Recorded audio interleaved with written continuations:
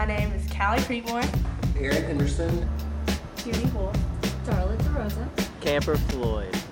Stephanie Rolfe. I am a professor of history at Millsaps College. I am an admissions counselor for Millsaps. and then I also teach classes. I teach philosophy classes at Millsaps and at Tulane. And I'm a nurse for Baptist and Methodist Rehab. I would describe Mississippi as a little backwoods and redneck. I think it's harder to find people who are really open-minded than it is in other places. It's definitely a fault that we aren't taught to free think. I have lived in Missouri, Michigan, and Texas. Texas, Louisiana, Mississippi, North Carolina, Kentucky, and Arkansas.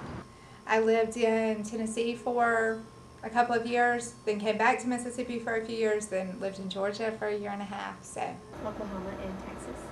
Louisiana is a quite different collection of strangeness. The people aren't friendly. It's a nice place to visit but not to live. Mississippi just seems more friendly to me. More, they accept you for what you are. I would say that Mississippi is a friendlier state than Michigan or Texas. There are extremes of people here in Mississippi. People in Mississippi are very southern built, but very backwards in the way they think about things.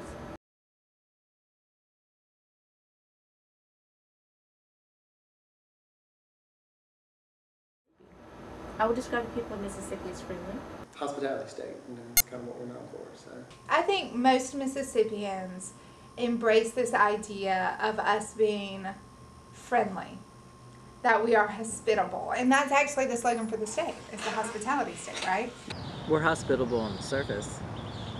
We're nice and welcome people and invite them to sit on our porch and have tea, but as soon as they leave, then we dog them. Religion.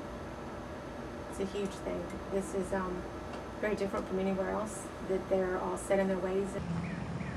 Much more God talk too. We're in the Bible Belt, so and with that comes very strong religious beliefs. There's a general attitude here that I have not encountered as much in other places that I've lived, that people should be able to pull themselves up by their own bootstraps and shouldn't have the help of any other people to help them do better in life.